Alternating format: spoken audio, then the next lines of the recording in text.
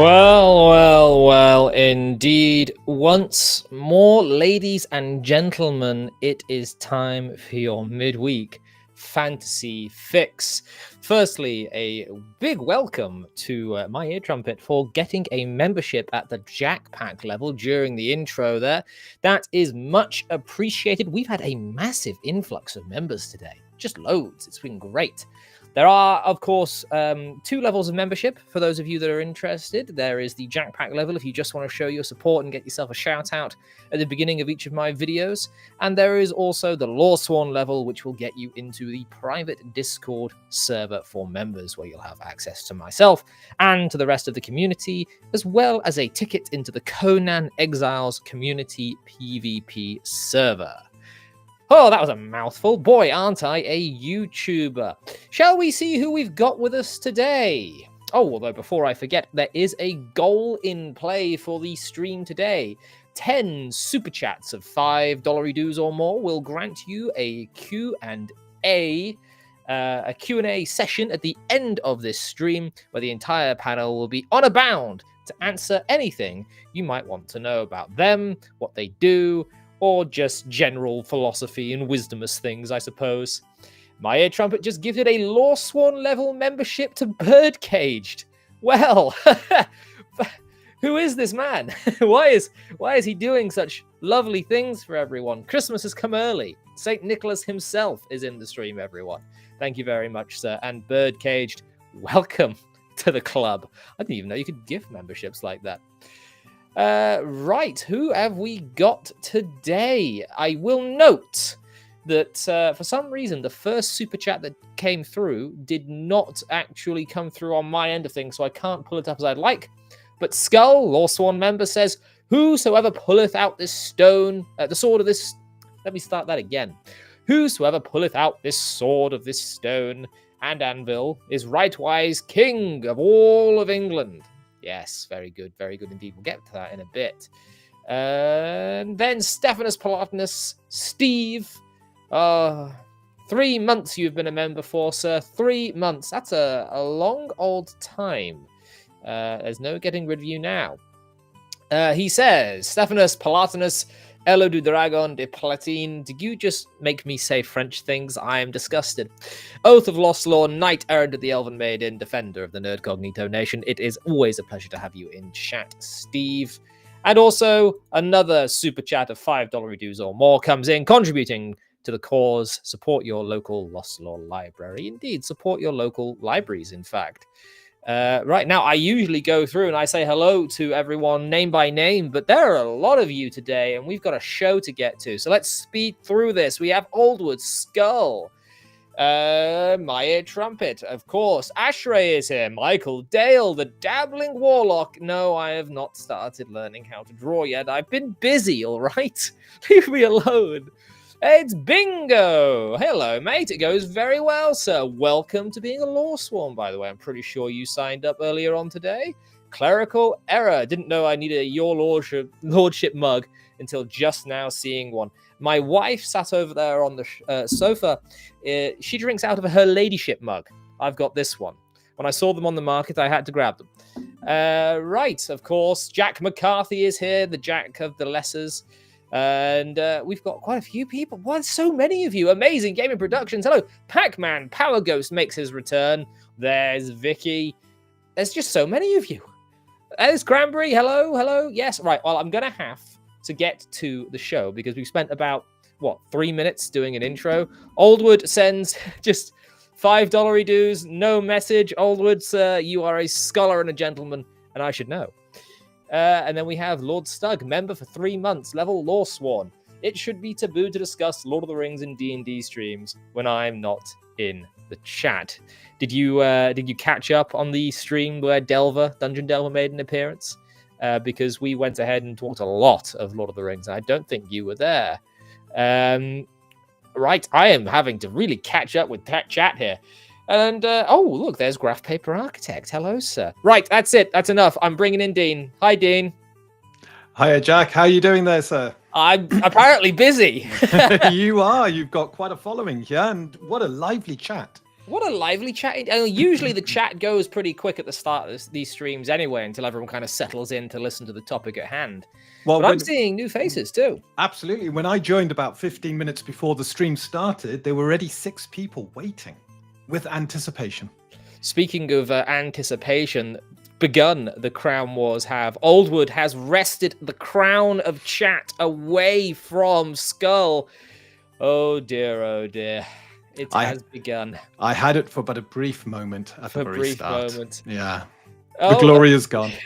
It's continuing. Welcome to all the new faces. Good evening, panel. Greetings, chat. And that is my lovely wife using her membership to send that out there. And then we got Michael Dales coming in. There's a show for $5 dues. Thank you very much, sir. Atonement for the French. Thank you, Steve. Thank you for the $5 dues. But you really don't need to keep giving me money, especially you. Oh boy. And here's Kyle. Hello, mate. He's violating company policy so that he can say hello. Boys and girls, if we can get a few other people in here, we might actually break a record for peak concurrent viewers of Tittle. But you know who is also going to be breaking records, best-selling records any second now, is Alyssa. Hi, Alyssa. Well, I appreciate your enthusiasm, but we'll see how it goes. Also, hello, everybody. How are you today? I wore a Hawaiian shirt to hopefully feel warmer, but well, jury's out if that's helping or not. Yeah. A colleague of mine in the office, in my actual day job, I will say, "How are you?" And he goes, "How are you, sir? How are you, sir?" Is he Scottish? No, he's not. He's just very strange. You kind of have to be a little bit tapped to be working for that place, though. Oh, it's lively tonight, and I'm already struggling to keep up with things. But I do have a surprise for you two. Jack. I thought I'd keep this a little bit, intimate. But we are going to have a new face on the show. Someone new, someone up and coming, who's been around for a while here and there, podcasting for a little while, has recently started uploading more frequently onto YouTube. And I think at one point I was going to try and sneak onto his podcast, but things just didn't play out that way. So things have come full circle, and it's Kenneth from Vindicta. Hello. I'm happy to be here. Oh, happy to have you, mate. For those of you who don't know, Kenneth here is a podcaster, TTRPG designer, YouTuber, Twitterer. There's a lot. The damnedest bastards in the chat. Look at that. Straight away, I get distracted from what I'm actually doing. So it's damnedest. How can you not look at it? It's like he stands up. The sunlight just hits the bronze glistening muscles, and you can't help but look. Samaria doesn't forget. So I listened to at work the Hyborian Age recently. One of the stories I'd actually put off reading for a little while. I don't know why. It's one of those things where I kept thinking about listening or reading it, and then just didn't. But eventually I got round to it, and I found that the Atlanteans and the Picts sort of fought over what would later become the UK. So the Sumerians were sort of the pre-Roman Britons of the area. I, through DNA testing from my brother, happen to know that we do indeed have a bit of pre-Roman DNA floating around in our gene pool. So I sit before you here as an Adonis. I am Conan the Barbarian in the flesh. What happened to you, Conan? What happened? Warp Zone, man. It's a hell of a drug. Yeah. Conan the Librarian. Yeah. Brilliant. You should probably subscribe to him. He could be pretty vindictive. Fantastic. What a clever thing to say. Good to see you, Stug. Stug being the longest serving member of the membership, the Law Swans. That's why he's a lord, Let me see if I can grab this, because it just makes sense to drop this in the chat whilst it's most applicable. That link is Vindicta RPG's YouTube channel. I want to see his subscriber base go up by 25 people, because that is the amount of people we have watching on YouTube at the moment. Thank you. That's a huge rise for me at this point. You'll find it becomes explosive at some point. Listen, you.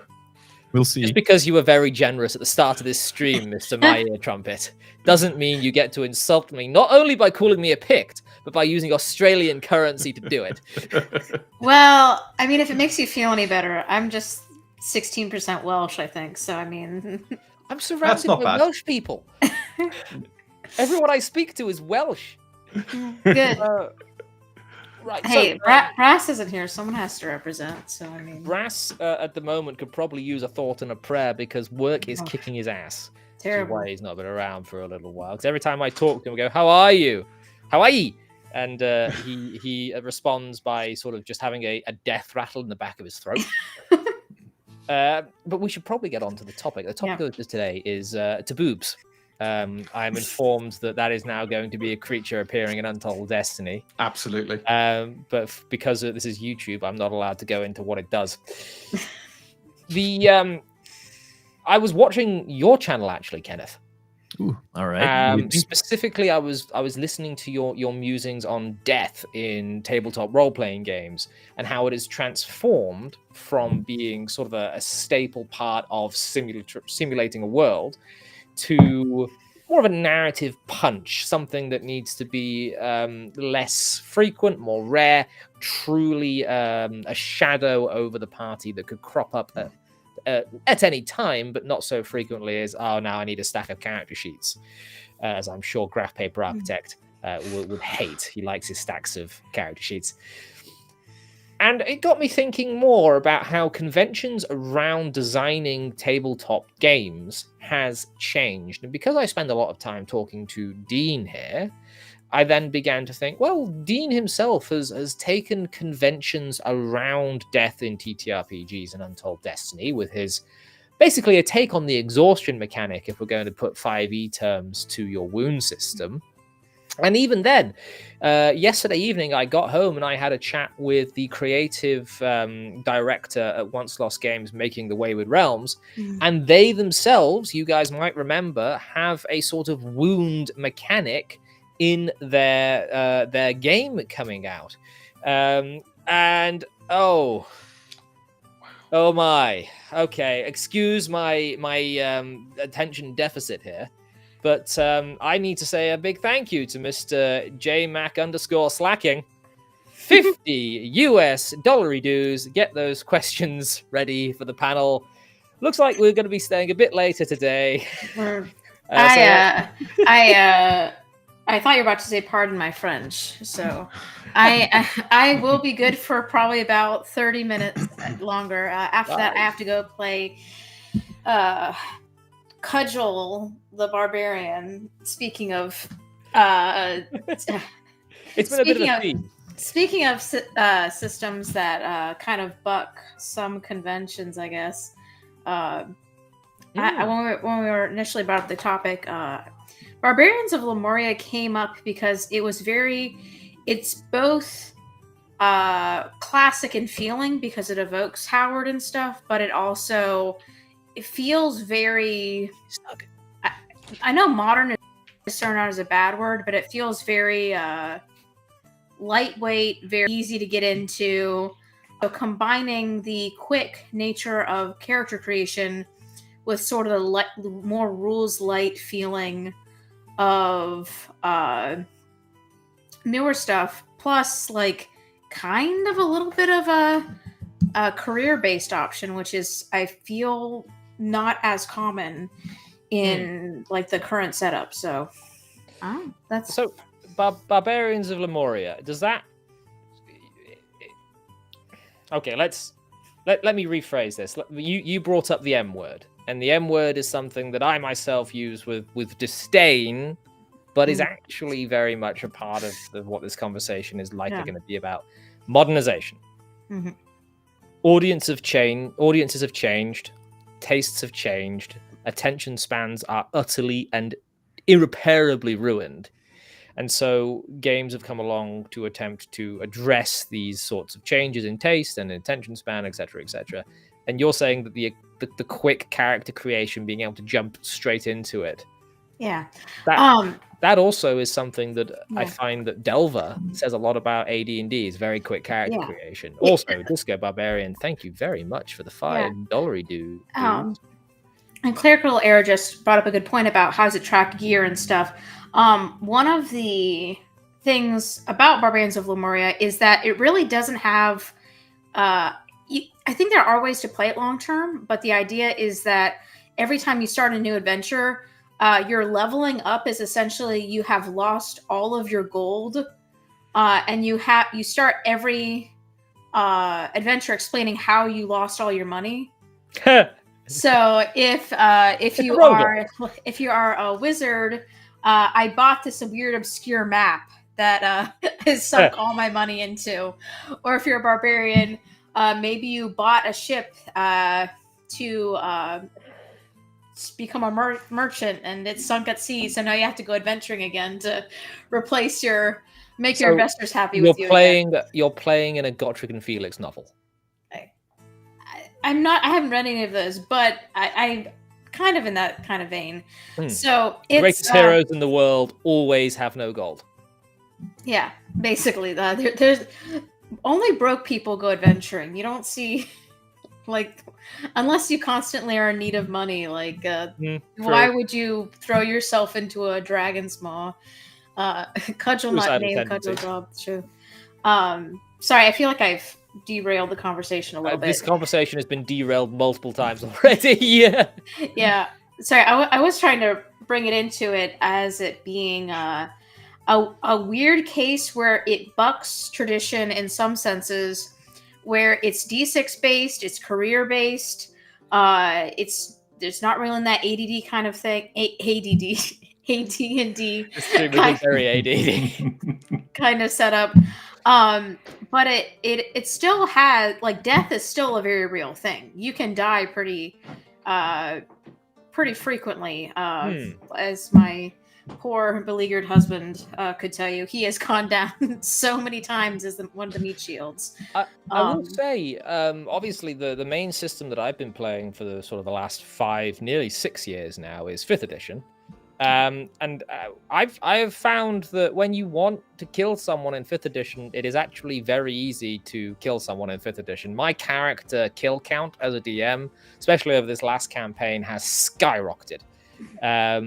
Just because if you go No Mercy Percy, there's another reference for you that everyone in this chat will either love or hate.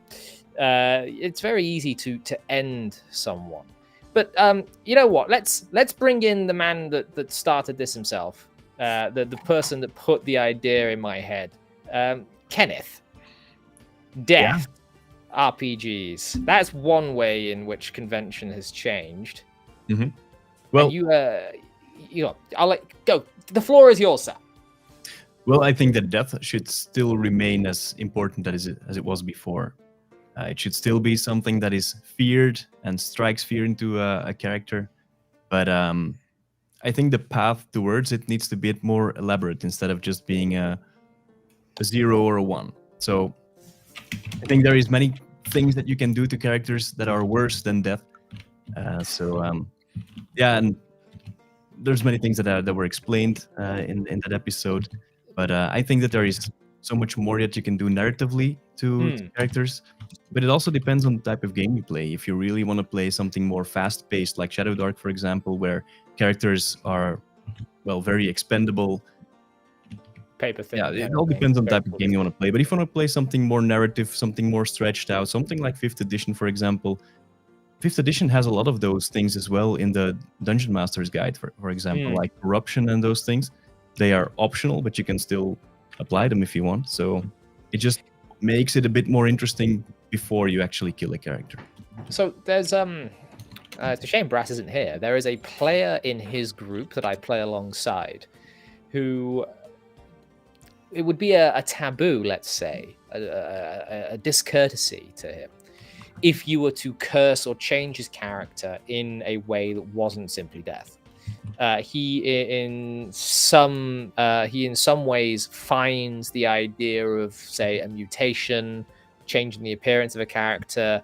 He doesn't like the belt of dwarvenkind because he doesn't want to have a beard. He finds that more annoying or taboo than simply Yes. killing his character off. So when you say a curse, is there anything that you think would be... I know we've got a lot of old guys that watch this stream, so they might think this is a little weak to say, but is there anything too harsh to do to a character? Because you said worse than death. Yeah, there obviously probably are things that are probably too transformative, so to say. And I think it's also something that Dina reacted to my video as well.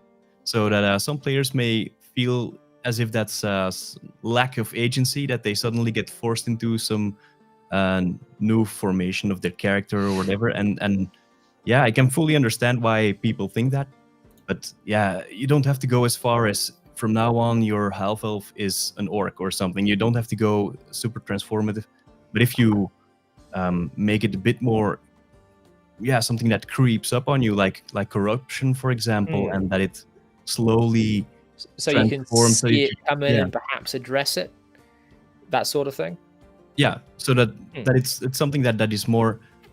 It also depends a bit on the player who's playing it, how they interpret it and how they go along with it. It's also something that should be talked through, I think, in a session 0, for example. Hey, this game will have a corruption mechanics, or will have a certain wounds mechanics that may change your character. How would you interpret those? And like always, a good session 0 works out. So sit down at session 0 and warn everyone, by the way, the girdle of masculinity, femininity is a thing in this game.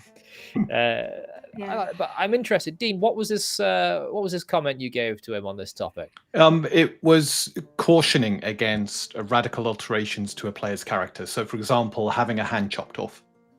You've got to be so careful when you have an effect that isn't death, but permanently alters the character. And you could really either talk to the player beforehand or really know your player's going to go with the spirit of it. Because I know a lot of players who would look at that and go, well, you're nerfing my character. You've done something to my character. I can't recover from this. I might as well just retire the character. And their whole spirit goes out of the game. As Kenneth said, at session 0, you've explained that this is part of the game and everybody's agreed to it. Well, yeah, you go for it. That's what players will be expecting. But I have seen games where that has been used, and this was AD&D, where it was a bit more loose, and you activated a trap and the DM kind of smiled at you and, well, you've been caught by that trap, your arm goes flying off and your leg's now chopped off, and you end up with this dismembered character. It's still alive, it hasn't lost hit points, but you're no longer combat efficient, and you're there thinking, well, what's the point of me actually running this character in the game? But I think my big takeaway from your video, Kenneth, and I really enjoyed it, I thoroughly enjoyed it, was 5th Ed has a binary approach to death. You're either alive or you're dead. And if you're dead, you're then revivified, or you're raised, and death has become almost meaningless unless when you're running the game, you make sure those factors no longer apply. So you make raised dead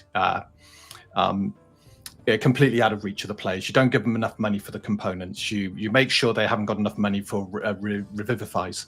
But even then, you've got this horrible situation in 5th Ed, and again, I think you alluded to this, Kenneth, where you can come out of a fight and you're really badly injured, you have one long rest and you're back to full, and no long-lasting effect. And I think it's the long-lasting effects that really, within Untold Destiny, we have the wound system, and you can slowly get wounded. You're getting closer and closer to death. You can still keep adventuring, but you're very aware. And I've had players sweating, absolutely sweating, because they're now in a perilous position. They're not dead, but they're getting closer to death. And that gradient scale works really well. Raids, man. Raids. Raids.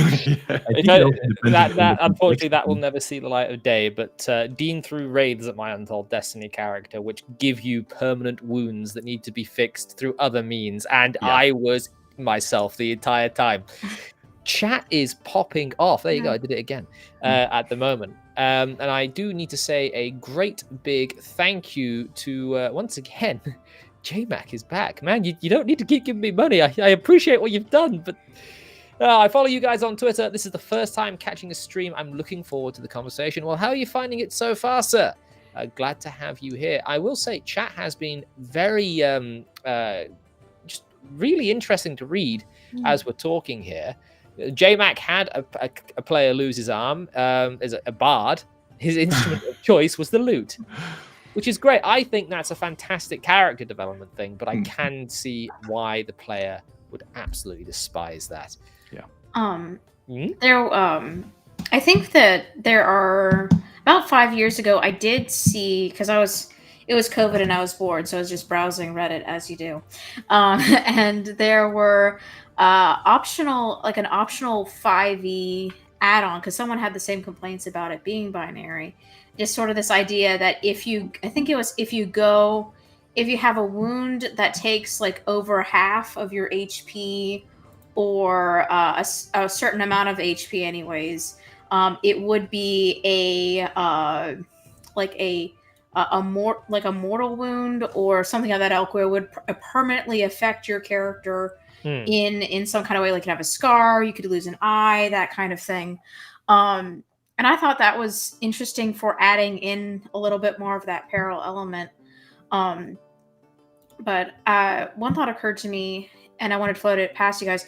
In a situation where they could either lose an arm or just die, do you think that would be a reasonable choice for a GM to give? Is like, hey, you're about to go past 0. You could either lingering injury, Lord Stuck. Give the option of, hey, this is going to really hurt your character. You get some options in what happens. Like I can roll it. You can say, okay, I like this character for a while. I'm kind of over it now. I'll just die and create something else. Or I can roll a die on a chart and kind of see like how bad of an injury you end up walking away from this fight with. It sounds a lot like what Warhammer Fantasy Roleplay does when you take a certain amount of wounds and you can roll on a table and see whatever happens. And also, when you take damage on a certain part of your body. So it depends which table you're going to roll on, which makes it also quite crunchy because every time you need to first check which body part am I hitting here, and it slows down quite a bit. I have seen that system implemented where you can like do precision shots where you can Barbarians of Lemuria has it in some kind of limited capacity where you can spend, if you get like a mighty success, you can use that to do a precision shot if you want to. Like you have a choice in that. But I have seen, it's been so long since I played the hero system, but I believe the hero system had that as well. But can't remember off the top of my head. Apparently losing limbs, etc. is quite common in RuneQuest and Mithras. Thank you very much, Maya Trumpet. Yes. I will say, whilst we're along this, I'm going to do something that's rather taboo. Oh, no. And I will say that we're talking about injuring a character. Sometimes you don't need to mechanicize things. Sometimes things can be purely narrative. I will actually use something that happened to my character, Jazari, who went from being an emerald-eyed black tabaxi, the black cat of Kalimshan, to being nearly killed, the only survivor of her adventuring party, and she turned grey from it and had an eye go blind and a scar on her face. Sometimes you don't need to mechanicize an injury. You can just do one for the narrative's sake. And that is the taboo thing that I will say, because that makes me a filthy, filthy story gamer. So sometimes you don't need to worry about rolling dice. Sometimes it's cool just to say, hey, this has just happened on the table. It now makes sense for this to be the result of that. Sometimes the concept can come before the mechanic. Yeah. What it say is you? That's been around for a long time already. Since Call of Cthulhu, Classic Cthulhu, you already had major wounds or minor wounds, and then you had to just narratively apply whatever that means to you. So, which is the game at the end of the day, is you describe the stuff that is taking place. I will say, in terms of that particular thing, though, Session 0 is incredibly important, just so that everyone is aware of what's going on in the game itself. Also, welcome, Masticina. Hello, I don't think I've seen you before. I'm gonna try and get that up. So there's some taboos. Death is now less frequent. That's a convention that has changed. Yeah. Wounds are mechanicized or not. Is sort of a social taboo to inflict on a character. And there's the Dungeon Delver. You play a tabaxi pack, that makes you far worse than a story gamer. It makes you a disgusting furry. He's in a mood. Listen, Jazari, she's broken at the moment because her base, I dropped her. Jazari is fantastic, all right? She was great. She lives rent-free in my head. Throw me completely. Go on. Because I've noted some of the comments there, and regardless of the mechanics of the game, if you've got a player who goes through a situation and they turn around to the person running the game and says, "I would like this to happen to my character for narrative reasons," that is fantastic. And it doesn't matter what mechanics you're using. At that point, mechanics don't matter. The story matters, and you take it forward. And I have had players like that in my early years, and it's fantastic because they'll go, "Look, I think my character should lose an arm with everything that's happened, but can you promise me I'm going to be looking for a quest? I'm going to be going on a quest looking for a magical arm to replace it." So for a period of time, they're having to deal with this, whilst then another quest starts up. The rumors get explored as they seek to repair the damage that they voluntarily took. It's funny you should bring that example up. You've met Baby DM over this show.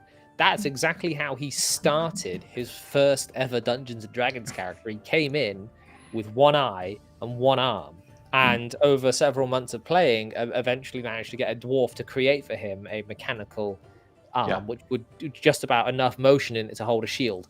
It's funny you go for that, because I played with someone who was a disabled character in that way, and it was very interesting to see how the world, how he handled the things the world threw at him. Okay, so we've got a convention changing. We've got changing characters, player characters as a DM. That's something of a taboo in the modern day society. But oh boy, I'm being asked to check Discord DMs. Does that mean? Don't worry, Bill. I already told them AD&D is what first edition specifically is what everyone should be playing, and there's no reason to change it and no reason to adapt it. So I got you covered, Bill. Don't worry. I did that for you. Hold on, I'm going to draw Sting out right now, and it's going to start glowing blue. You know what's happening. I just need to get a sign that says, "This is for Bill." Oh, boy. Well, whilst we're waiting for him to inevitably make his appearance and make it, ye olde Delver stream, what are you thinking, Kenneth? What I'm thinking at this point, I was thinking about AD&D just now as well. Of course, I can see you released a video on it, but I haven't got a chance to watch it yet. Sorry? You did release a video about AD&D recently, I believe. I just haven't had a chance to watch it. Oh, no, I didn't release one about AD&D. It had the demon. It had the demon on it. Yes, but it was not specifically about AD&D. It's just clickbait. Don't mind that. It's in any case, I was thinking about that. I actually sleep with the AD&D Player's Handbook next to my bed, so I'm sleeping next to it pretty much. So I hope that makes the Dungeon Delver happy. Well, there's only one real way to appease the Delver, and that's to let him say his piece. So let me just go ahead and this is far too jovial for the fear that comes over me whenever he is close. There he is. Listen up, you primitive screwheads. How's it going, Bill? It's going all right. It's going all right. I promise I am not here to hijack your live stream, Jack. Again. I promise. Again. No, I saw this, and this is something. This has always been a real interesting point to me. Now, setting aside the kayfabe of, when I say I kill player characters, I mean I kill player characters. So all many that. dead people have been removed from his So many house. dead people. It's oh god. It's anyway. I'm amazed Alyssa made it out alive. Mm, But well, we were on neutral ground. We were That's true. Harmony's house, so she was quite adamant that there be no bloodshed. That's And true. besides, Alyssa's husband was there. I wouldn't have survived the attempt. But anyway, no, I think there's a misconception about, and I can only speak to AD&D. I have played Hero System, I played RuneQuest, I played Rollmaster, I played Warhammer Fantasy Roleplay, a lot of systems. Thank you, Doug. But no, there is one point I wanted to make about first edition AD&D, and this gets looked over a lot by people who are just like, well, yeah, Gygax was just about killing characters, just left, right, and center, just die. AD&D has a really flexible system as far as wounding characters. A vorpal weapon can take off a limb, or a sword of sharpness, rather, can take off a limb and maim a character, not kill them outright. Original and basic D&D are a lot more hardcore in the respect of, zero is dead. AD&D starts counting you down when you hit zero. You have 10 full minutes unless somebody intervenes on your behalf. And if you've got a party more than a few strong and you're not facing overwhelming odds like, poor Boromir there at the Argonath.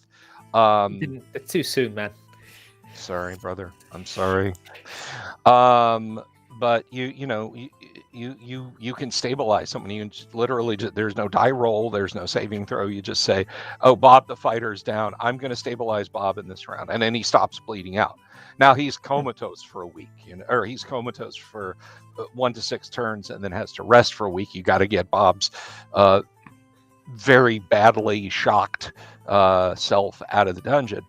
But Gary, let me see. I should have had this to hand, but when you said you were talking taboo subjects today, I thought this was going to be a very different broadcast. Jack, what can I tell you? Apparently, so did everyone. There were very let's say yeah, indeed, F for Boromir in the chat, and I haven't forgotten the meme yet. There were some very lurid conversations happening about this. I don't know what spurred that. Definitely wasn't my thumbnail choice at all. Yeah, but no, there's in the Dungeon Master's Guide, there's discussion of basically Gary gives you an out, like, yeah, if you as a DM you don't want a player's character die, you could say they're maimed. You could just say, yeah, okay, you were chomped on by a dragon, but you're missing a hand and an eye now. That's really let me see if yes, maimed. That's what I was looking for. Nope, that's not it. No, I just wanted to share that. I just wanted to kind of interject that into the conversation, that as much as it is played up, and I still think, continual death saves and all that nonsense in later D&D is really softening things. I feel like it's a little bit more flexible than people give it credit for. So in AD&D, it's actually, once you get up out of the minor leagues, kick the clay off your feet, it's kind of hard to die. Well, there's always I mean, it's a fantasy role play. It's, eventually, we spoke about this when you were on with my impromptu stream last week. There is a point in any game where you hit a godlike status, where you become the characters of that world, whether it's the level 20 wizard in his tower or the fighter getting himself a kingdom. Yeah, I think that's a fair little point. So maybe not as conventional breaking as we thought, Kenneth, from your old video, or Dean with his wound system. I don't know. You've talking of AD&D, that the one problem you've got of such a loose system like that is you're at the mercy of the DM running the game. And I think this is, but this is why other editions that came afterwards started to put in place guidelines. Because I remember back in the day, there were certain DMs who were right arseholes. And the games they ran... You didn't know me back then. Yeah, no. I would attend a session or two and then I'd bow out. I'd say, look, the table's not for me, but you continue. And their campaigns never lasted more than probably about 4 or 5 sessions before people just stopped going to their tables. The problem you had is some DMs were kind of the middle of the road. So something would happen, and 1 minute they're treating one of the players quite fairly, and next minute they're treating you quite harshly. And you're there going, well, where's the guidelines? What's the... Why is this happening? Shit DMs are going to exist regardless of system. And if you don't believe me, go to Reddit and look at TTRPG horrors. Don't go to Reddit. Don't go to Reddit. Highly disappointed. It looks like Jack has a question in chat. I've already started. Oh, you did? Indeed. But I want to see the blood sports unfold first.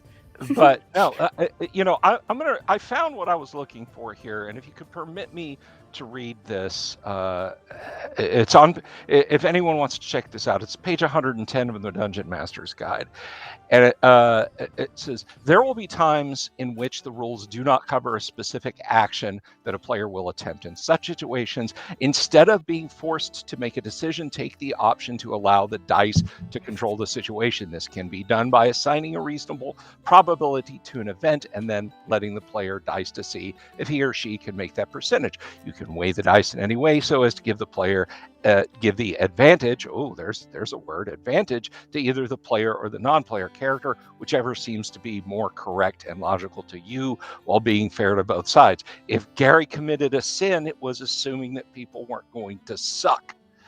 But to continue, that's just rule 0. Now and then a player will die through no fault of his or her own. He or she will have done everything correctly, taking every reasonable precaution, but still the freakish roll of the dice will kill the character. In the long run, you should let such things pass, as the players will kill more than one opponent with their own freakish rolls at the same time. I, as a DM, have seen a average 3.5 level party of 4 characters knock down a type 6 demon in AD&D.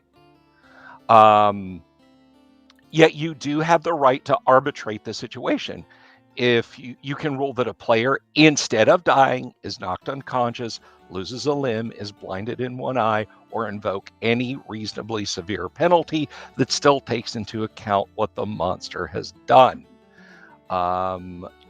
When they, it is very demoralizing to the players to lose a cared for player character when they have played well. When they've done something stupid or not taking precautions, then let the dice fall where they may. Again, if you have available ample means of raising characters from the dead, even death is not too severe. Remember, however, the Constitution limits to resurrections.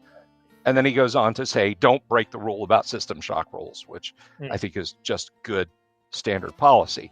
But I think elsewhere in the DMG, and I don't want this to become Bible study class, so I'll leave it at this. But elsewhere in the DMG, did I run Alyssa off? She just had to pop off quick. Oh, okay. She'll be back. But elsewhere in the DMG, Gary backs up what you're saying, Dean. Basically, that killer DMs, bad games, will fail. And they will fall away. No, I said I wanted blood spots, and you're agreeing with him at the end of it. I'm Oh, sorry, look, Gene, yep, you yep. suck, and everything you say Oh, is wrong. And you Sorry, should feel Bill, bad. you're wrong. You're wrong. I suck far harder than that. Sorry. I meant. Hold on, phrasing. I agree. I think I ran AD&D second edition, admittedly, for about 10 years, and I loved it because it was very geared towards campaign play, and there was so much more judgment on the dungeon master, and I suspect one of the reasons why third edition was just so mechanically structured was to try and give. I think there was a lot of complaints from dungeon masters saying they didn't have enough guidance, because yeah, and so they thought guidance means let's rule everything and take. Exactly, and it goes back on them, on Wizards of the Coast, to Chesterton's Fence.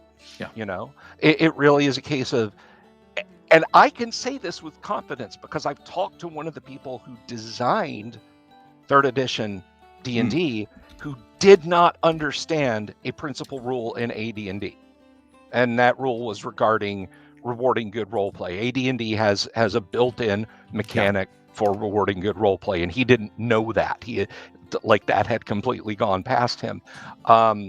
They didn't understand what they were changing, and they thought, oh, well, there's not a rule for this, so we have to do this. There's not this, so we have to do that. There's not the other, so we have to do that. And we've gotten rules stacked on top of rules, stacked on top of rules, and because there is this cascade effect, this follow-on effect that has happened with the evolution of the game, they've wound up playing a circular game of Chinese telephone where it's like, I didn't understand X. And then they tell the next designer, I didn't understand X. And the previous designer goes, you didn't understand Y? Okay, I don't understand Y either. And we get fixes for fixes for fixes for fixes for fixes for fixes that never needed to have happened. You're telling me that Dungeons and Dragons is a microcosm of the US legal system. Of any bureaucracy, Jack. Of any bureaucracy. I'm going to cut this little segment of the conversation there because that camera following you is really creepy. Anyway, Alyssa and Kenneth, I'm going to let you chime in on what was happening there. I'll probably let Kenneth go first because maybe Alyssa can then get some context from the little list. And then what we'll do is we will seamlessly transition into a little bit of a Q&A. But I will get to these super chats and a couple other things in just a moment. So do stick around, everyone. Kenneth. Well, I actually talked about some of these things in my episode that I released yesterday on YouTube, where it was about nostalgia, and that I think a lot of people, it's a different topic, but that a lot of people allocate nostalgia to books and whatever, and not really the experiences they had back then. Well, it's more about the experiences. But I think it's need to make sure that I don't lose my train of thought here. That's been happening to all of us all night. But yeah, I think it's if you and I for example also didn't know that AD&D had these mechanics of good role play that you can get awarded for good good role play and in experience, but it wasn't strange to me because I am a fan of for example, Free League games, and they included in all of their books. And when I looked at AD&D, thanks to you, Bill, I bought the books. But then another one. I recognized so many design decisions that Free League made that are straight up from AD&D. Of course, in a different setting and different and a different vibe, so to say. But it was a nice surprise to see that, although it's a game from 1977, that it still has modern things going on in the book. So yeah, I think what you're seeing there is ancestry. You're seeing the DNA that Gygax put into AD&D coming up again and again and again, because after all, 'twas the first. Yeah. Alyssa. Well, if we're looking at sort of how systems are, I think we're looking at how systems evolve. Is that correct? Broadly speaking. Okay. I think that in general, I think it's very interesting to see how that goes, because I think you take sort of the best of what was and you continue developing it further. And I think that I know, Jack, you've done a number of chats on stream about how fantasy has evolved over the last couple of years, and I think that it's going to be very interesting to see how games evolve alongside the fantasy genre in general. So, for example, I think that there is a call back to quite recently the Howard, Conan the Barbarian, Falfar and Grey Mouse kind of era, the sword and sorcery. Yeah. I think I might have mentioned one either on this live stream or a previous live stream. The idea that a lot of newer indie systems are drawing back to the white box era, or the Swords and Wizardry, I believe was one example. Going back to sort of the roots while still maintaining some of the changes, and I think it's going to be interesting to see how we keep moving over the next couple of years, if we kind of get an equilibrium where the games coming out aren't fully sword and sorcery, and they're not fully kind of what's been happening, not to get on a completely different tangent, with like 5.5. Like, it's not fully in that general direction, and it's not I think I might classic. be able to speak to that a little bit. Yeah, but somewhere in the middle where it's carries, you're describing, if we just stick on using the idea of convergent of evolution, you're sort of describing a convergent evolutionary path where everything's diversified over the last sort of 20 to 30 years and is now beginning to coalesce again into a more structured way that people do TTRPGs.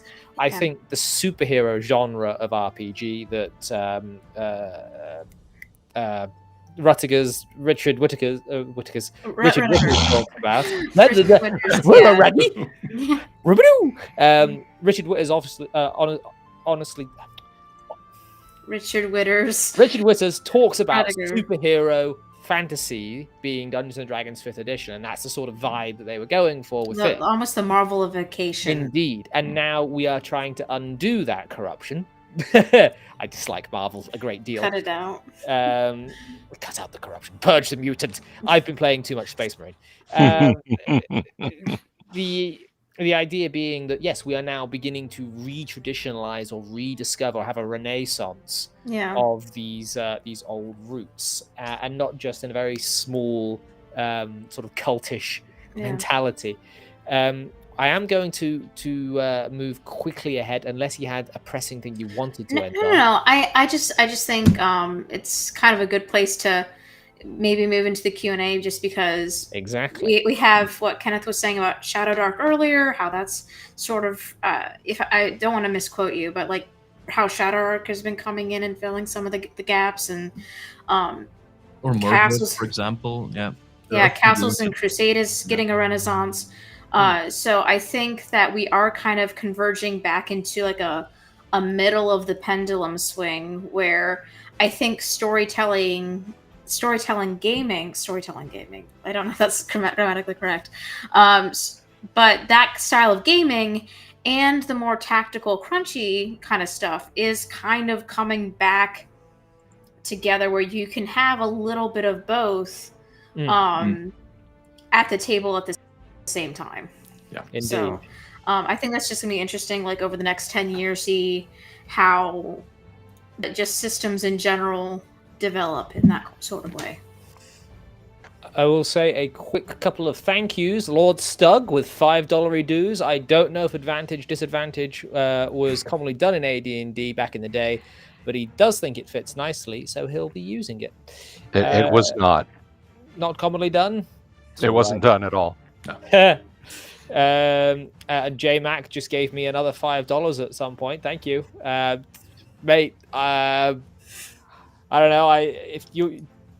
Did you join as a Law Sworn? If not, let me know on Twitter. Just tweet at me, and I will send you the Conan Exile server and password. I think you've more than earned a spot. And of course, we had an interesting question, which we will kick off Q&A with. As I say, because we have well and truly smashed the goal. Well done, everyone. Jack McCarthy, asking someone to leave your table for whatever reason, how many of you have done it? I have done it quite a bit over the last sort of 12 to 18 months. How about you, Dean? Over 35 years, I have done this only a handful of times. I typically vet players before they join my tables, but around about 5 players have joined the table, being very disruptive, and I've had to ask them to leave. It's not pleasant, but it has to be done. Kenneth, ever had to ask anyone to leave? I've never had to do that, no. But I'd like to counter that question a little bit as well and ask, did it ever happen to a GM? That they ever have to say, hey, the DM, he sucks, he's got to go, that the table is like democratic about it and says... I think that's called a mutiny. Something like that. Did it happen? Not to me yet either, so... I've seen a number of tables break up over just personal dysfunction, especially over the last, I want to say, the COVID era was just nuts in terms of people losing their minds. If we can still say that on YouTube. I think we're allowed to now. Yeah. Wasn't me, YouTube. Like I used the C word and got away with it. All right. So there, you guys got your taboo. You got your taboo for the live stream. But I got 3 words I can't say. I will say, I think one thing that's helped me in general is that when I have run, and it's been a little bit since, I've done a lot of one-shots, and for like 3 hours at the local comic book shop, and I just kind of go into it knowing I'm not going to allow anything that kind of just annoys me, which may sound authoritarian, but when everybody has paid money to be there, and there's somebody acting stupid at the table, I'm not going to tolerate it. Like, I just got off a work shift. They just got off a work shift. Everybody's paid their money to be here. So you can be a jack wagon for about 5 minutes, and then we're going to move on. Please like, don't use my name like that. This was on Start Playing or something? There's this platform where you can ask, well, money for people joining your table. No, it's you rent the table. So okay. at the local comic book shop. So they want people to come in, buy snacks throughout the week. So the players pay about $3, and that usually credits to the GM for like store credit. So the GM gets something out of it. But basically, if I'm sitting there and someone's like repeating the same joke for the 5th time, keeps waiting for people to laugh, it's like, okay, are you ready for your turn in combat? No? Okay, I'm going to move on to the next guy. We'll come back to you in a minute. Just like you don't have to convince me of this. My table is not a democracy. It is a kingdom, and I am its king. Yeah, but no, that's a authoritarian. Yes. Slug's got a few of these today. He's yeah. You know, he's on a roll. Yeah, he is. What about you, Delver? I have threatened people before with bodily harm. With bodily harm. No, I have basically pulled people aside and said, look, whatever your deal is, let's just not right now, okay? And generally speaking, it works. Maybe it's because I'm 6 feet tall and 275 pounds, but who knows? But genuinely, genuinely over here, what does that mean? I'm sorry, what? 6 feet is 1.8 meters. Oh, yes. I'm sorry. I'm 2.367 hectares and 1.89752 to the 5th. Look, I'm just short. I'm just going to put it out like that. I'm short. Sorry, I didn't mean to speak in freedom units at you. But anyway, Said no, he's using the imperial units of his colonizing power. Anyway, Jack, there's two types of nations on this planet. There's those who use the metric system and those who put men on the moon. I'll let you sort that out. We Moving use right imperial along. in the Yeah. UK. Looks like I know. our good friend Jeff has a Jeffram. question. Jeffram. Jeffram. I'll put that in the pin on the moon. But no, I've held it over people's heads that they needed to just chill the fuck out and, pardon my language, and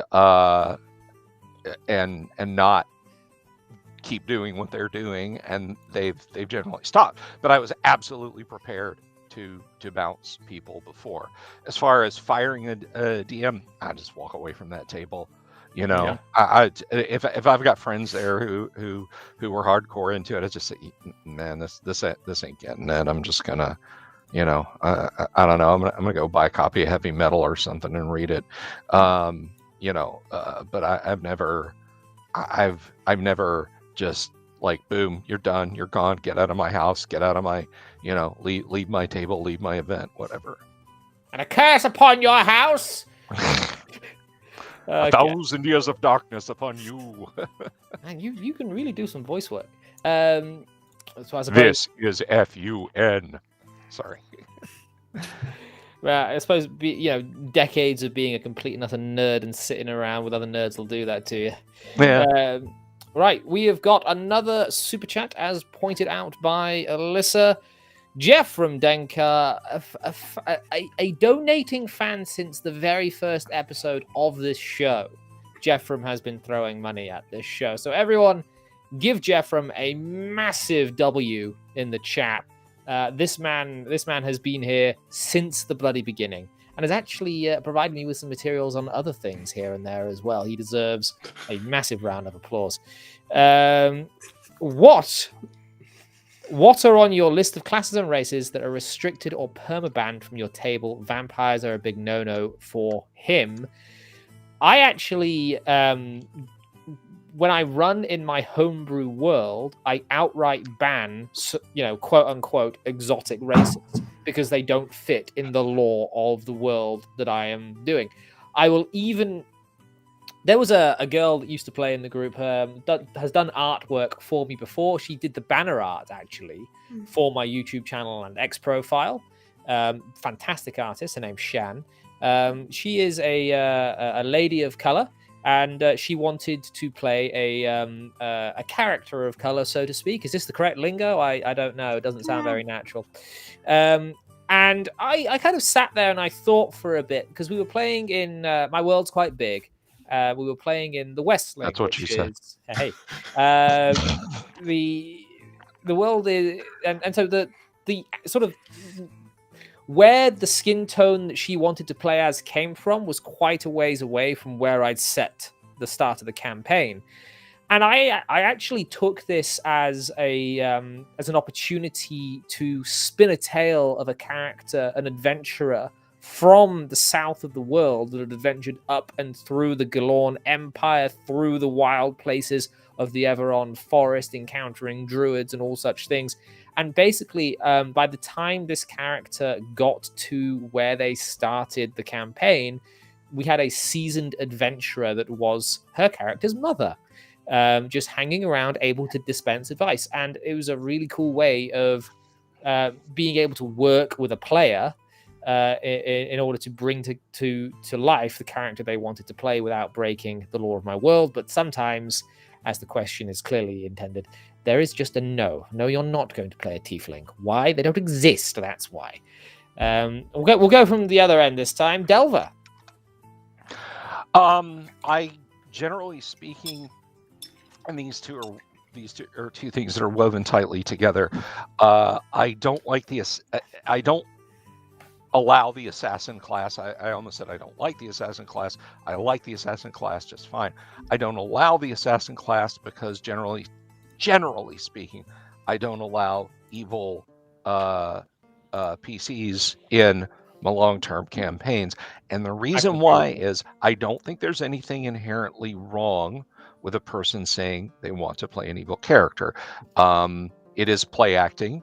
Bela Lugosi did not murder women and drink their blood. Boris Karloff was not stitched together out of pieces of corpse and clubbed people to death. I mean, Steve Railsback wasn't even actually Charlie Manson. It is an act you put on. There is no moralizing about playing an evil character to me. My problem is all the people who have said, I can be cool playing an evil character, I can be nuanced, I can do it without being game breaking and that sort of thing. To my experience, with one single solitary exception that came about 3 years ago, have just wanted to get their Charlie Manson on at the tabletop and be dicks and be disruptive and pull but it's what my character would do.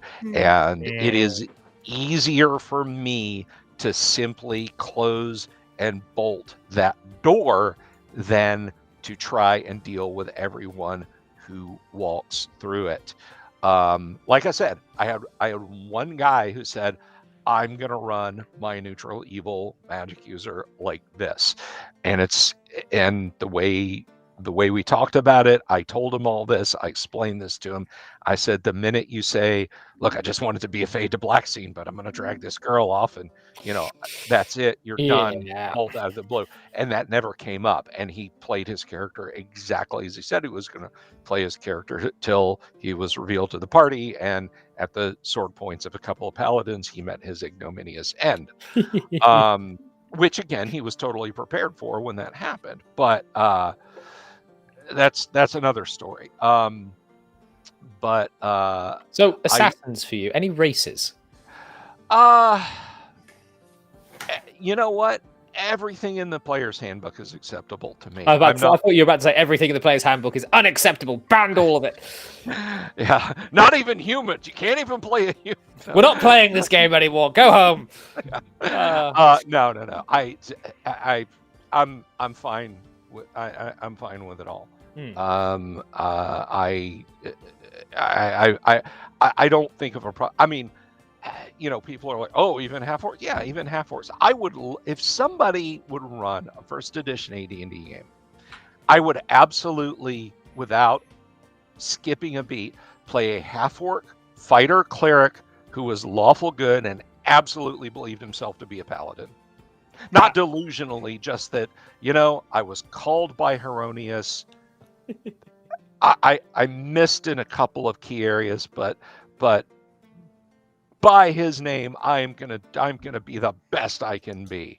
That's a very Warhammer-esque sort of character, I think. Yeah. So Mm-hmm. we will let Alyssa have a shot at the question. Okay, so I'll keep it quick. Like I said, a lot of stuff I do is one shots. So usually I put player character races, like player's handbook kind of stuff only. Specifically, but the ones I specifically like banning, Kenku, Aarakocra,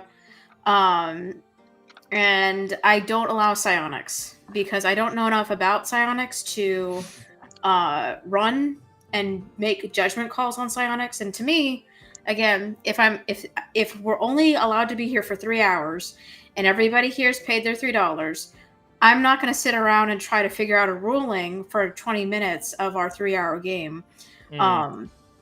So, and this just takes time away from the other players, so I don't do that. Same kind of thing with Kenku. I understand there are people who can do the Kenku thing well. If you guys aren't aware, Kenku basically can only speak using noises or expressions that they've heard. I just have never seen it go well, and usually what ends up happening is either that character becomes very annoying to be around because they can't really communicate, which is like a part of the role-playing game situation. You have to be able to communicate with the other party members, or they just become withdrawn and they can't withdrawn and don't really engage as much. And to me, that's like that either way takes the fun out of the game. So I think the best option is just to cut it. Aarakocra, flying to me, I think, ruins a lot of the That's awful. situations. Like a lot of the flying ruins a lot of the perils inherent to Dungeons and Dragons. I agree. So it's very powerful to have right off the bat as an ability, and I'm just like, nah, nix it.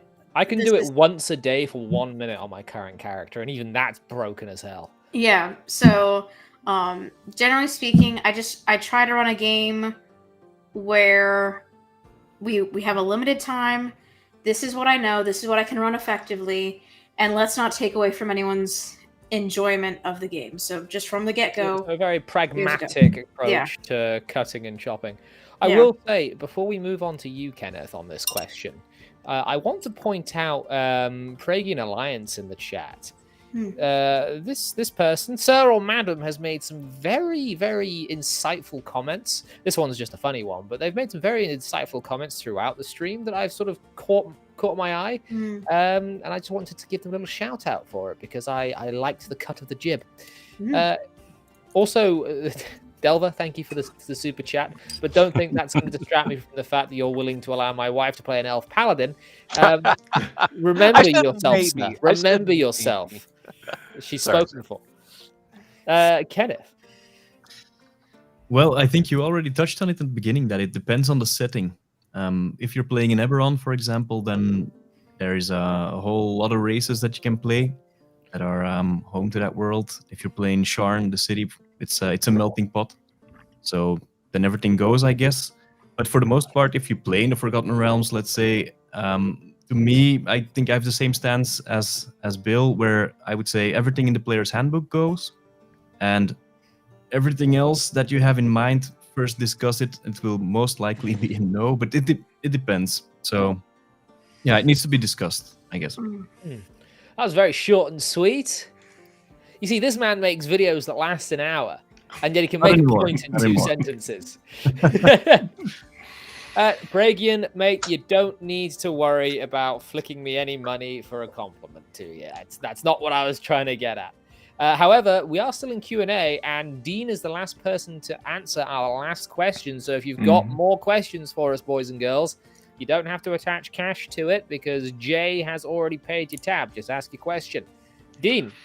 Well, I used to be very quite free with this until I ran a game of Earthdawn where every party member, every player played a windling, and it was a long-running... What your wife is referring to?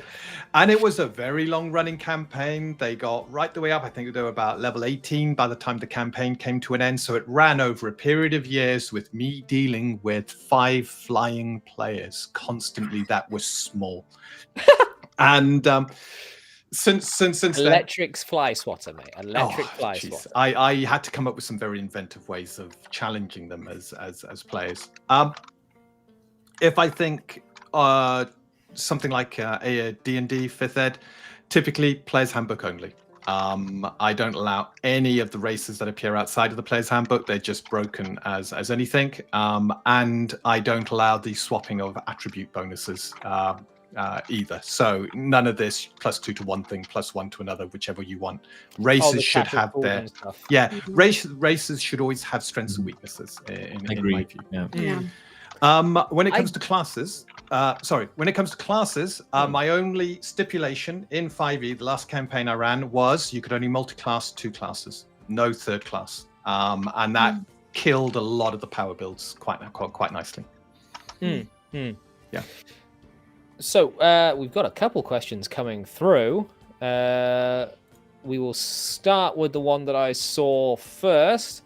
And that is, can I ask a question as a panelist? Yes, you may. That was your question. Damn it! Heretic says, what about the commonality of resurrections in your games? I'll do a quick fire round with this one. 1-word answer. I'm going to call on you. You give you 1 word, no explanation. Mine at the moment is free game. Dean? No. Kenneth? No. Alyssa? 1 shots. So if you're dead, you're dead. And Bill? Yes. Nice. The Dabbling Warlock. What kind of things would you love to see in a setting? This one is incredibly broad. So again, we'll go for maybe a list of 3. Mine is elves, and naked elves. Dean? Story, heroics, and challenges. Get it? I really like horror in campaigns. This is Too broad. stick to 3 things. Okay, horror. I think also story, because I like games like Call of Cthulhu, and Alien, and all that. So, but not necessarily fantasy. So it can go broad. Oh. So one of those. You've Yeah. gone down in my estimation. This is a fantasy channel. I You can't can come on leave. here and say Leave not necessarily button, fantasy. leave. I actually play. I haven't played a fantasy game in more than a year now. So we'll have to fix that. Yeah. Before we move on to Alyssa, it's Jay Cataclysma. Welcome, sir. New Lawsworn added to the pack. By the way, for everyone there were 20-odd people signed up as Lawsworn to the channel today. Thank you all very much if you're here. There is a Discord link in the Lawsworn button that no one's actually clicked. You get that's your benefit. You can come and hang out with us in Discord. Alyssa. I personally prefer lower fantasy in terms of setting. I think dragons shouldn't be too common and things like that. And when they show up kind of idea. Very much like Dragon Slayer from the 80s kind of energy. Unfortunately, I don't get to see that a lot. I also like having like good atmosphere and the kind of horror elements. I think that can really add to the tension. So lower fantasy, horror, and I just miss like a good old fashioned like pulp campaign, like a two-fisted heroes, airplanes, airplanes. Oh, airplanes. Airplanes going into ruins, like Surely you can't be serious. air pirates, like that kind of thing. Don't call me Shelley. Elric has a land ship. Bill. Oh, that's a tough one. You got 3 things. Three things. I've got 3 things. Appendix N. Hi, Chris. The first edition AD&D rule set, and a whole bunch of good friends to share it with. Maybe the real things we wanted were the friends we made along the way. so wholesome. Yes. Right, we do have a couple more questions that have come through. In fact, let's go to, where are we? Pragian Alliance. What's the worst fate you put on your character? Have any of you gotten someone to say it went out of bounds?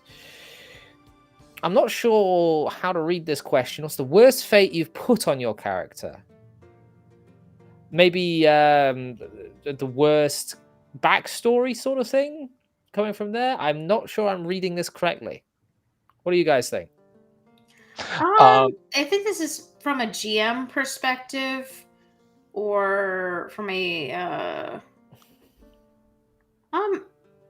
well, I mean, I guess we could just take it. Has there ever been a moment where a player you felt like character in your... Oh yes, it is from a GM perspective. Like, has there ever been like an out of bounds moment? Not really on my hand. I keep my stuff like PG-13. But there was this situation recently. Poor player. There was this.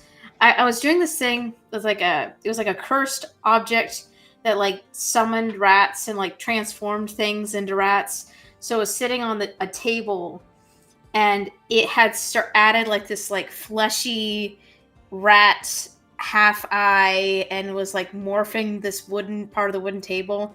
And I was describing it, and she was like, eh! And I'm like, I'm so sorry. Let me just finish this description, and I promise it'll be over soon. But transmutation, living table. You happen to not like rats?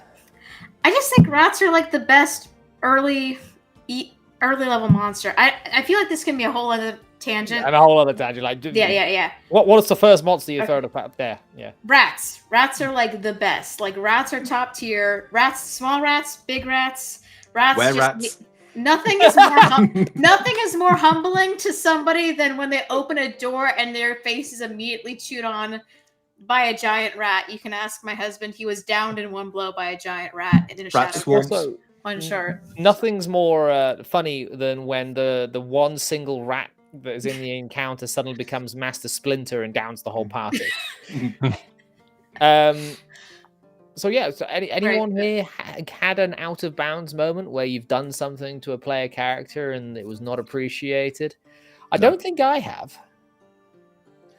I think it happens more between players sometimes, that players maybe didn't read the room well enough and that they role play in such a way that makes someone else uncomfortable. Yeah, I can't give any specific examples at the top of my head right now. I have done possession on people before, but it's one of those. I have had, as a player, I have had a GM go too far, and it is not an appropriate topic for YouTube. Yeah. But so I've been on the other end of it, but I've never caused it to happen. I don't think Dean would have. Dean's far too emotional. No. I've in one of the games I managed to play, going back pre-COVID, it happened in a game that I was. The DM just went too far, and the table was incredibly uncomfortable. I tend to try and read the players. I know how far to take it before it just fades to black, and I leave it to their imaginations, which will do a far better job than anything I say. So it's funny you should bring this up, Steve. For anyone unaware, I streamed a one-shot for the Law Sworn level of members for the channel. That's another thing, by the way. Law Sworn sometimes get to play some tabletop games with me. I'm really selling this, aren't I? And Steve's character, the Paladin, died to a shadow demon, I believe. Had some very unfortunate rolls throughout the entire night. And the shadow demon leaned over him and separated his head from his torso, and that was the end of Stephanus Palatinus. I will actually take this moment to announce that there is something in the works. I'm sitting down with a group of content creators. I didn't murder you, Oldwood. You rolled that all on your own. This question was not a good one to go with. There is a group of content creators on YouTube that I'm sitting down with who are quite new or have not played Dungeons & Dragons before. And I'm putting two certain characters in that party, Brass and Baron, the two survivors of that one shot. And they're going to go on a little quest to see if they can't find a way to resurrect the characters that died in the Tomb of the Scholar. So there's a chance Stephanus might be able to make a return, and we're going to have a bit of a continuity to these one-shots, loosely linked together. Right. Let's move on then, unless anyone has anything pressing to say about this topic. By the way, Alyssa, are you all right for time? I could do like another 5 minutes or so, and then I gotta go smash things with a cudgel. I'll tell you what, we'll do Delver's question while you're here at least. Okay. If you celebrate Christmas or Yule, call it whatever you will, do you ever do themed one or two shot games for your players as holiday break from the usual campaign?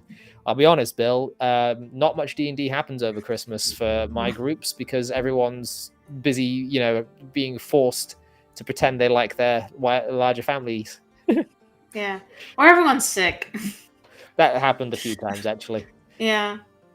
Yeah. Basically the same. We really don't ever do too much out. There's too much stuff going on. Yeah.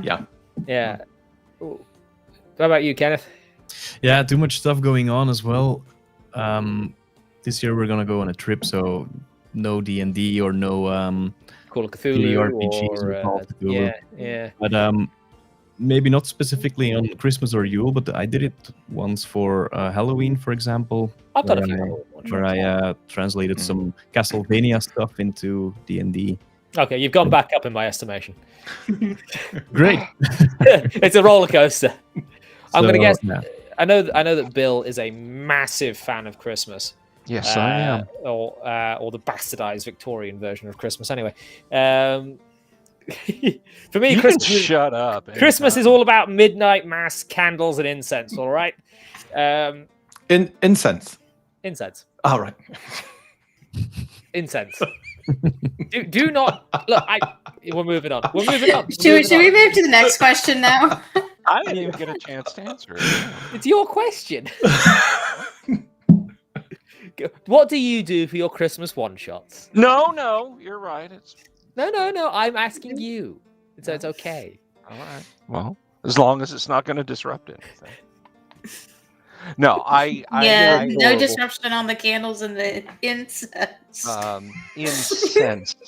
am Don't not the laugh. one who Don't did that. encourage them. No, I Don't encourage them. my group for well before COVID. Waits for Virginia. We've been online now for 11 years, 11 and a half years, and the majority of these folks I unfortunately will probably never get to see face to face. I wish I could. I wish we could all share a table together. So the next best thing is getting together and doing something Christmassy in the season in December.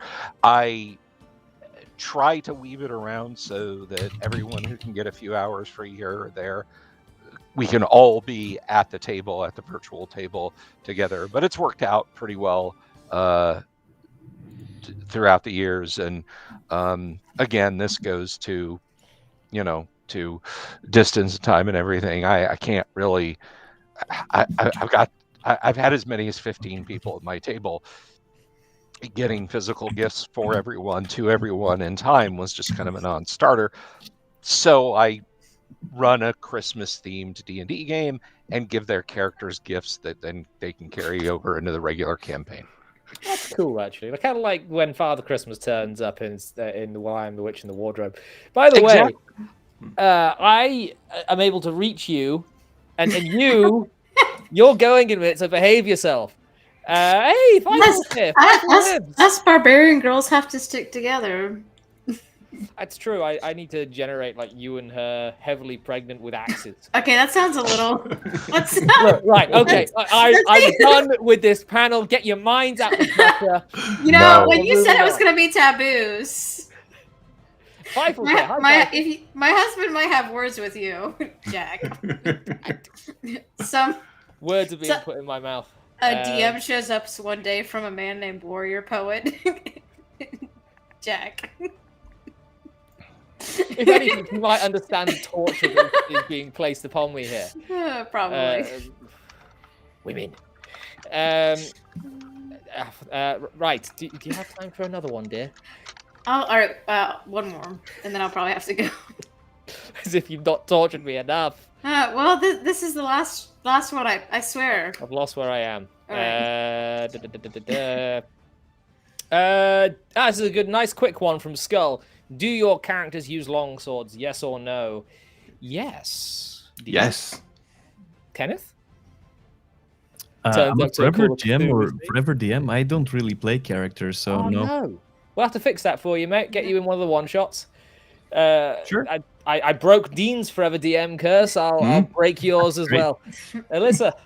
Honestly, I will go with Greatsword or the Maul because, and this is my only mechanical monkey kind of thing.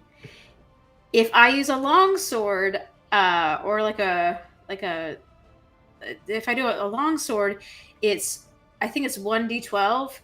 If I do a great sword or like a war maul, it's 2d6. So statistically, my damage will always be higher. These bloody power gamers. It's my one power gaming thing. I can't look. If I look at the numbers in my head, I can't justify just the aesthetic. It's funny because you and my lady wife over there both just want to do big numbers. Listen, hey, very barbarian. Yes. 2d6 is just boring numbers.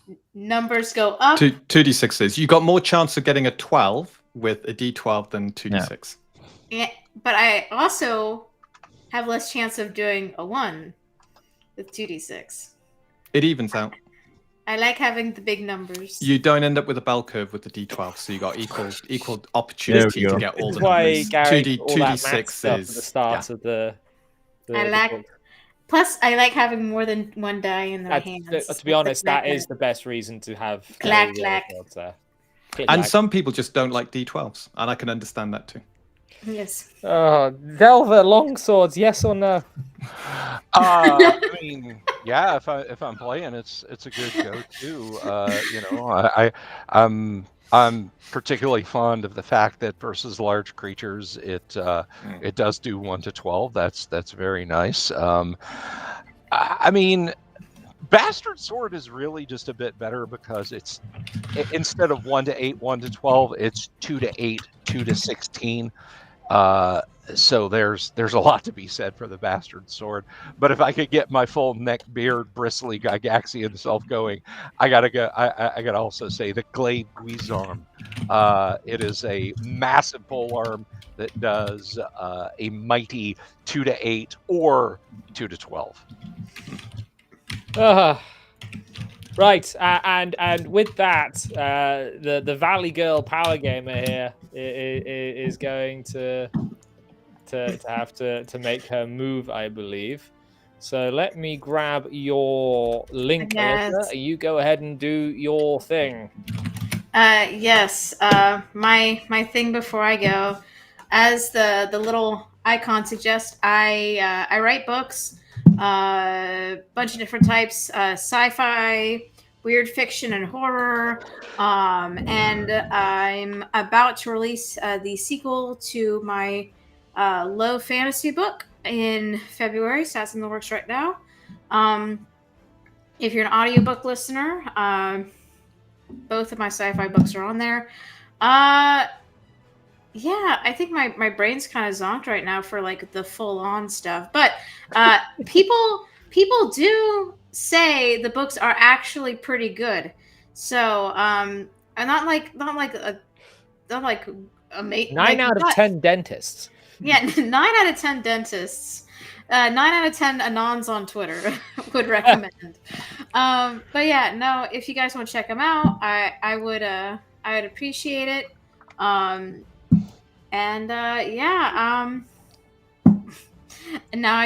I can use my last 2 brain cells to go roll my clack rocks. So. Well, thank you for coming on and thanks for having torturing me. Happy gaming, Alyssa. Happy gaming. I'll see you guys. Bye. Bye. That's the point. It could just be mom brain. That's a thing that is happening. The Yeah. Lady Vix is experiencing it a lot at the moment. It is happening. We've actually got to the point now where we're seeing the bumps happen on her stomach and then kind of just move across. Yeah. So I don't know if Jay's still here, but that money he's plowed into the channel tonight is just going straight to buying baby stuff. Right. What was the next question? Are you guys still all right to continue for a little longer? Yep. Yeah. Bill, do you need to go set up? Or are you good? Set up for what? No, I'm good. Your show. I'm not. You know, that thing you do. I'm not. I'm taking December off, dude. I'm not streaming. Oh, you're not streaming? I got Ignatius Umlaut from Fight On magazine, and then this is a big kind of sudden announcement, but Rob Kuntz is going to be on the show on the 16th. Ooh. Well, Yeah. do pass along my bows of respect. Be there, for God's sake, man. I'm gonna do it early enough. I'm gonna do it early enough in the afternoon that it's gonna be an evening for you. Don't miss. Literally, the man is. I hate to frame it this way. Rob would probably laugh at me, but he's the last man standing who was in the room when D&D was created. That's kind of how I look at him. Yeah. I always find speaking with him. I actually got into a little bit of a back and forth with him a while back, but I do find speaking with him incredibly intimidating. Just because, not only that, he is genuinely one of the most intelligent people I think I've ever listened to. Let me tell you something. I met Rob face to face in summer of 2004 at a little one-off con in Milwaukee. I can start a conversation up with Rob and re-enter the discussion that we were having then at any point, and I know he's factually correct. Like, oh, Bill, yeah, I saw you at Milwaukee Game Fest in 2004. You were wearing that gray polo shirt, and you were a little haggard looking. It's probably because you were jet lagged. You were sitting just to the left of Gary, and you were talking. He is actually Sherlock. Yeah. Rob Kuntz is just. Be there for the interview, guys. Be there for the interview. We will. And I'll tell you what, get the link for it. Stick it in chat if you've set the schedule for it or not. I don't have a hard link yet, but as soon as I do, I will spread it around. When the time comes, we will. I will spread it around as well. Then, Okay. Let's have a quick look at what other questions we've got here. We've done the long swords. Actually, before we continue, I've been told I need to show something. I don't really? I'm going to let you stream. There was a meme that was created. I don't know what this reference is, but Jack, when he wants to go home at work and leaves a body double in his place. Fake Jack. My name is Jeff.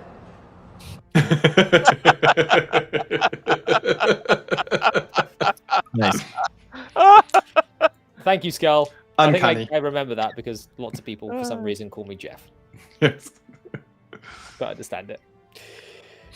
Right. What was the next question? I just saw the word Dutch in the chat there, and that I started thinking about Kenneth there, and I was like, all of a sudden the brain cells just scattered in every direction. Right. Easy question. Has anyone seen the new Deathstalker film? No, not really got anywhere easy to see it, but it was something that Vix and I were thinking about watching. Thing with me in films, it's kind of a meme now, is I don't know films at all. I can't. I really can't. What about you guys? No, not yet. No. Nope. It's one of those things that I'd like to watch, though. It looks cool.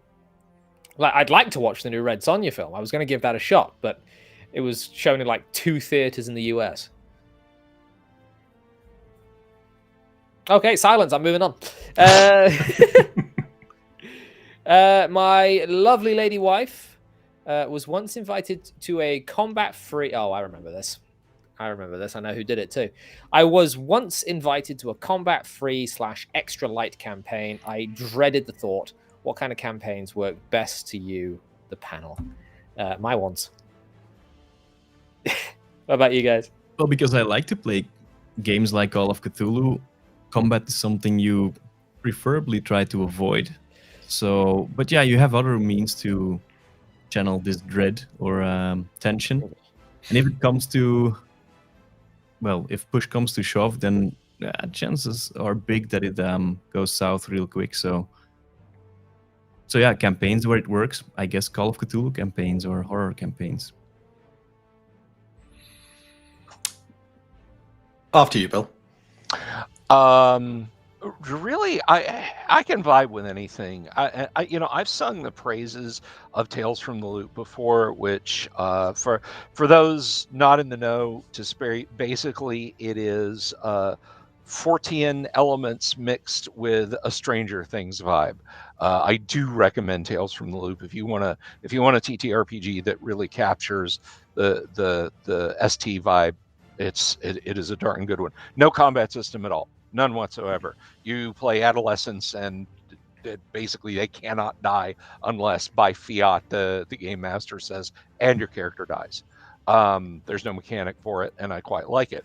Then you flip that around. I love first edition Twilight 2000, aka if you don't love tanks and you don't love anti-tank missiles, don't play this game. I love first edition AD&D, Call of Cthulhu. I do say. I just enjoy good games. The kind of campaigns that work best for me are the ones where everybody, game master, dungeon master, referee, call them what you will, included, is having fun, is enjoying themselves. And you can be a pretend elf on graph paper for 1.5 to 3 hours on a given evening. Yeah. Very true. Yeah. Personally, I love combats. I love a great combat. I think my long-running campaigns have had sessions where no combat happens, very political, very role play, and then other sessions where it's nothing but one combat after another. And yeah, it's one of the design principles around Untold Destiny is to make sure that combat is alive, it's exciting, it's engaging, it's dynamic, because I got to be honest, I love a good combat. I think it's a great way of challenging players and getting the whole table to coordinate, because for that moment they all have to work together to survive. And you do a that's what I damn love. good job with Untold Destiny's combat. I can't wait for more people to start enjoying it. Well, we got the live streams coming up in January, so Indeed we do. yeah, Indeed we do. and we'll be doing the scheduling of the one shot soon. So Quick thank you to Paladin Steve, $5 dues. The best campaign is one where you're a living part of the world and not just a dungeon diving murder hobo. And to be honest, that is what I try and do. I try and construct a living, breathing simulacrum of what I have in my head for people to just live in for a bit. And anyone that's followed my videos for a good amount of time will know that I love this idea of leaving life behind to become, as Delver says, an imaginary elf on graph paper for a bit. Let's go on to the next one, and we'll maybe make these last few the end. What is your favorite magic item? I'm going to be very basic here. Very basic here. My favorite magic item is the first +1 weapon I get a hold of. Nothing quite like that feeling of having a magic sword or a magic something or other. That is my favorite magic item. The first +1 weapon. What about you guys? I don't really play very high fantasy or high magic campaigns or games, but in one of our earlier D&D campaigns, I would say it was the necklace of fireballs. Oh, that's a good one. Yeah, that's a very good one. In fact, was I think fun. the best use I've seen of one of those was actually in Critical Role, believe it or not. Where I haven't seen it, no. Well, I'll go ahead and spoil it for you. A dwarven NPC had a necklace with one fireball bead on it, and he saved it for the person that had wronged him in the past. And he grabbed hold of them and detonated it, which was just cool. It's cool. How about you, Dean? It's a difficult one, this. I have so many favorite magic items, and it all depends which system. Varies from system to system. 5e, the magic items were fairly lackluster, to be honest. Yeah. They weren't great. But when I think back to like first, second, basic, I think the first item I really fell in love with was when I was running basic D&D, or rather playing basic D&D, and getting my hands on Gauntlets of Ogre Power, and I absolutely loved it. And then second edition, and I believe it's replicated in first, where you get the gauntlets with the belt and the dwarven thrower, and you just become a god. And I like that combination of magic items. I was never a fan of attunement in 5th. I was always kind of an idea of, hey, just if you're gonna go crazy, go crazy. How about you, Bill? You got a favorite magic item? From a DM standpoint, the deck of many things. That is not what I was expecting out of That's you. a fun one. From a DM standpoint, the deck of many things. Right. From a player standpoint, I don't know, Holy Avenger. I was actually quite a fan of the Sunlight Sword, which is just a lightsaber. I will then move along to... Do any of you have any experience with the World of Darkness, or is storyteller system dirty words in these parts? Not at all. I will say the only World of Darkness stuff I've really interacted with was the old video game Vampire the Masquerade. The old one, not the new one, whatever that is. How about you guys? Same. I played Vampire the Masquerade, but it's been so long that the video game, but it's been so long that I don't really remember much of it. But I never played tabletop role-playing games, no. I never understood in the intro to Vampire the Masquerade, because you start off being seduced by another vampire. I ended up playing a Nosferatu. How did a Nosferatu seduce me? Yeah. Better than you? I don't know. Speaking of, I will just quickly point out Feifel's thing here. We need to put a seduction system inside Untold Destiny. Feifel request. And then we'll see what Bill thinks about the question. Yeah, I'm not a big fan of social combat Bill. and stuff Bill like sounds that. like Dean. Oh, no, that's sorry. The Tales of Darkness, the closest I got Call of Cthulhu, running something like that. But it's not a dirty word to me. If you want and really enjoy very story-driven, very low combat games, then you go. It's not my cup of tea, though. And now, Bill. Yeah, we all experimented with World of Darkness back in the early '90s. I mean, that's just it was the times. It was. I didn't. I have no great affinity for it. I attempted that because I'm just going to flat out say it. I liked the art. I attempted to get into what do you call it? Exalted. And I just gave up, and I have a nice thick hardback book of Gillian Barbie's artwork is what I have there, because I don't know how people play that slop. But I have used the Storyteller World of Darkness game system before, and I don't particularly care for it. That is fair enough. And with that, chaps, I'm gonna play this for a bit. I'm gonna go ahead and I'm gonna ask again everyone that's in the chat. There's still quite a few of you over on YouTube, 27 of you. We've been very consistent this stream. This is Vindictor RPG's YouTube channel. Kenneth, why don't you go ahead and tell them why they should subscribe? Why they should do the thing? I don't know. No, if you enjoy, just one talking head talking about tabletop role-playing games, about my own games sometimes. I also try to link it pretty much every episode to the human psyche, kind of. I try to make it a bit more interesting in that regard, try to back up my claims, so to speak. So I try to not just say things as if it's an opinion. I try to back it a bit. So if you're into that stuff and open for good conversation, then yeah, head on over and leave a like and a comment and a follow. And I try to answer as fast as possible. Very, very, very good. And the next link I have set up is Delver. Why should people subscribe to Delver?